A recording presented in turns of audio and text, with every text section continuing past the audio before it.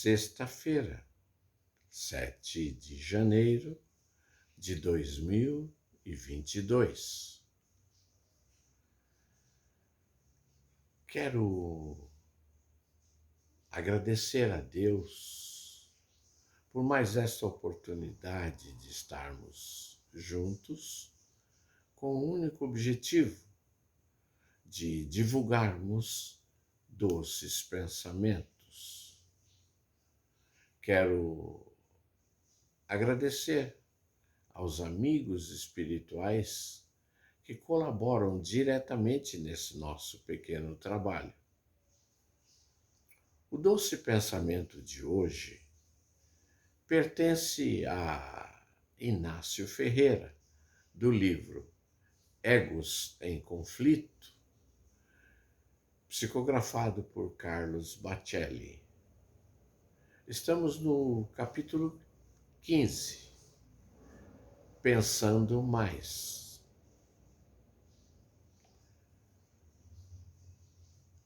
O assunto em torno do furto psíquico que comentávamos comportava, sem dúvida, diversas reflexões.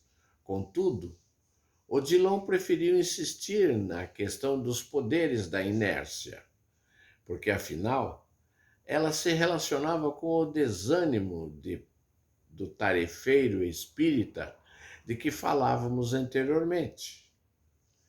Nesse aspecto, enfatizou o mentor, não apenas as almas humanas, ainda caracterizadas por algum primitivismo, agem além da morte, mas também os espíritos altamente intelectualizados que, tomados por grande delírio, aspas, buscam acima de tudo a perversão.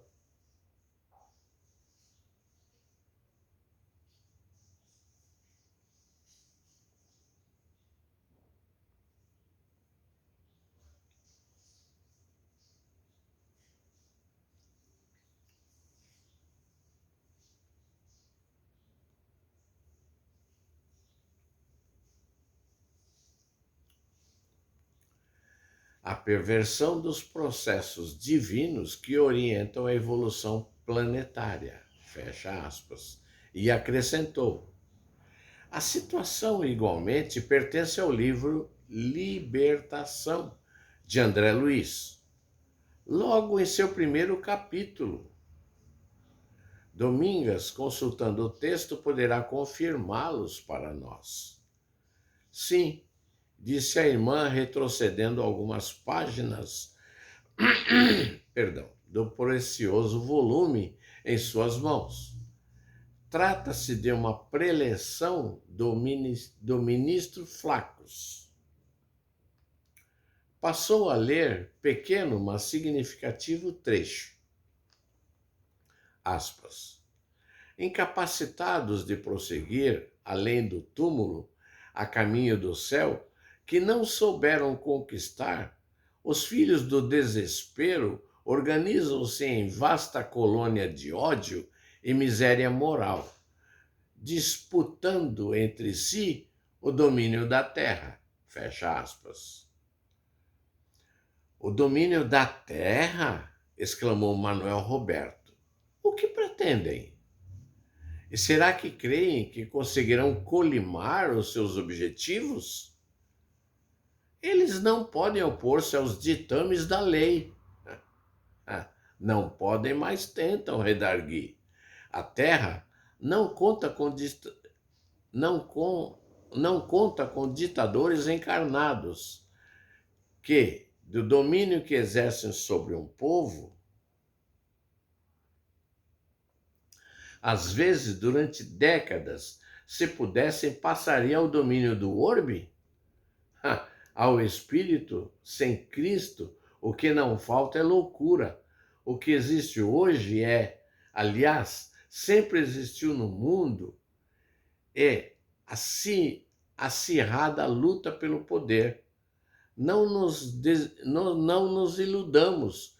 Qualquer de nós ainda pode ser tentado a destronar o Criador e colocar sobre a sua miserável cabeça a sua coroa de rei da criação. Será, doutor? Interrogou-me o interlocutor do momento. Será que a nossa loucura chegaria a tanto? Manuel, por enquanto, nós ainda não estamos sendo tratados, não. Por enquanto, apenas estamos sendo contidos pela camisa de força do medo, pela consequência de nossas atitudes. Poucos são aqueles espíritos que, admitindo-se na condição de enfermos mentais, espontaneamente estão procurando tratamento com base na necessidade da renovação íntima. Quantos de nós, por exemplo, agendamos por tarefa prioritária, num só dos 7 dias da semana, o exercício dessa ou daquela virtude que carecemos desenvolver? Pensamos nisso apenas quando surge a oportunidade, por exemplo, de sermos caridosos, mas não que por nós mesmos procuremos pela oportunidade.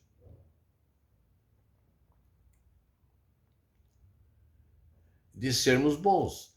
Raro os que possuem a iniciativa da prática do bem. Verdade, Inácio, concordou Modesta, ao passo que, para o mal, quase que chegamos a nos oferecer em voluntariado. Não raro, para destacarmos o aspecto positivo da vida de qualquer pessoa. Carecemos de fazer um esforço danado no campo da palavra para não destacar-lhe as mazelas. Somos dotados de singular facilidade de expressão. Dr. Odilon inquiriu Paulino ao diretor do liceu. O senhor crê, então, que no vasto universo, os espíritos altamente intelectualizados que anseiam pela perversão dos processos divinos que orientam a evolução planetária, possam ter, digamos, uma sede, um mundo no qual eles possam se concentrar em poder articulando contra o Criador? Paulino, respondeu o mentor, sinceramente eu não tenho elementos para uma confirmação a respeito, mas também não possuo elementos para negar. Até as víboras têm as suas tocas. Apartei. Odilon talvez não queira entrar em detalhes, porém, da minha parte, digo-lhes que sim. Essas entidades às quais você se refere dominam em algum lugar ou em vários lugares, escravizando seres que ainda se revelam em condições quase subhumanas e que conspiram contra a ordem que impera no universo e diuturnamente trabalham pela expansão nociva de sua influência. Doutor, insistiu o jovem amigo, será que controlam algum universo isoladamente? Não apenas uma cidade ou um país, ou mesmo um só orbe, mas um universo dos muitos existentes na criação infinita? Um universo no qual especificamente se encontram amotinados? Contraperguntei em resposta. Evidente que sim, e procurei argumentar. Tomemos o corpo humano como sendo o universo dos universos habitado por indivíduos células, e cada órgão do corpo na condição de universo isoladamente. Uma célula cancerígena que acomete um único órgão tende a se propagar em metástases, não é assim? Ela nunca se restringe àquele órgão que inicialmente agrediu. Depois de controlar a química do fígado, por exemplo, ela ataca o pâncreas, o estômago, o intestino, A sua intenção, todavia, é de cair na circulação sanguínea e transformar o corpo inteiro numa imensa massa tumoral. Fiz uma pausa e confirmei. Sim, existem vários focos, menores ou maiores, de resistência da sombra contra a luz no universo. Odilon, com certeza não quer suscitar pensamentos negativos em quem possa nos ouvir conversando sobre o assunto. Podemos considerar então, indagou Manuel, que a vinda de Jesus Cristo à Terra há mais de 2000 anos significou uma invasão da luz sobre as trevas onde as trevas dominavam? Afinal, no Evangelho de João está escrito: a luz resplandeceu nas trevas. Sim, respondi. Contudo, versículo adiante, no mesmo Evangelho de João, também está escrito: veio para o que era seu, e os seus não o receberam. Então, meu caro, consideremos que, em verdade, as trevas é que invadiram onde a luz dominava, e não o contrário. O Cristo veio à Terra, a terra de todos nós, desencarnados e encarnados, proclamar a posse divina sobre ela. Na condição de divino pomicultor, veio extirpar pela raiz as ervas daninhas que estavam colocando em risco a vida das árvores do pomar. Ele veio para o que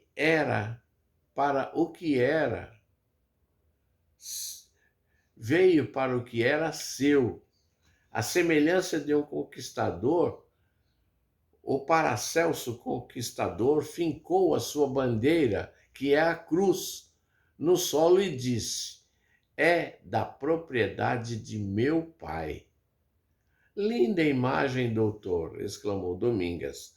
Realmente, Inácio, pela bela imagem, endossou Modesta, repetindo: é da propriedade de meu pai. Impressionou-me a clareza, tornou Domingas, em referência ao livro Libertação, com que André Luiz se refere à submissão dos tipos subhumanos ao espírito que os escravizam na cidade estranha, dos chamados gregorianos ou dragões. O autor espiritual, colhendo informações de Gúbio, escreveu, aspas, em desenvolvimento de tendências dignas, candidatam-se à humanidade que conhecemos na crosta. Situam-se entre o raciocínio fragmentário do macacoide e a ideia simples do homem primitivo da floresta. Estão desenvolvendo o ego, sublinhei. Por enquanto, obedecem vivendo sob o determinismo da lei. Porém, quando começarem a desobedecer, passarão então a assumir as rédeas do destino.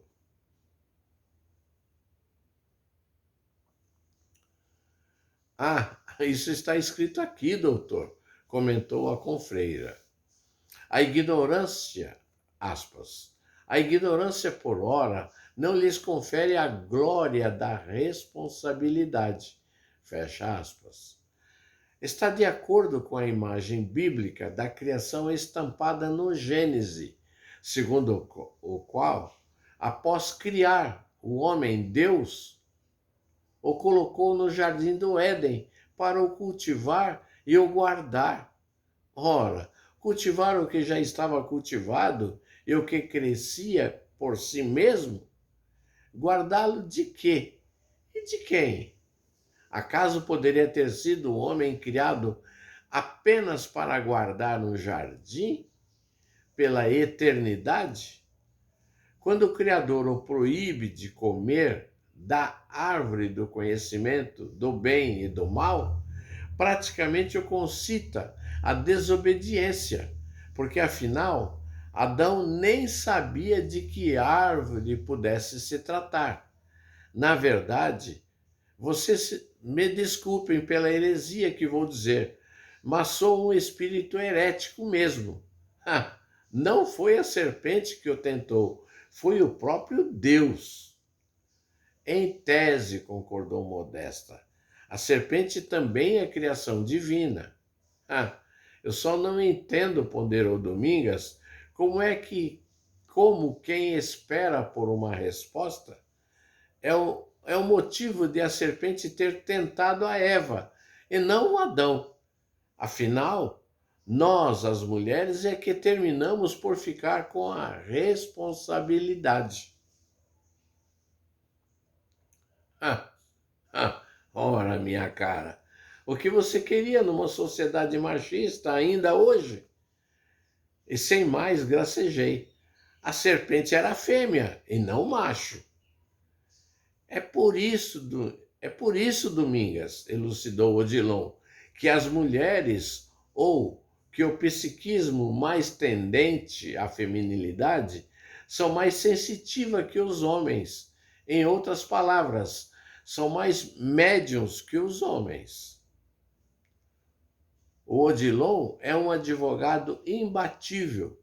Quando escolheu ser odontólogo, errou de profissão, pois tinha que ser advogado.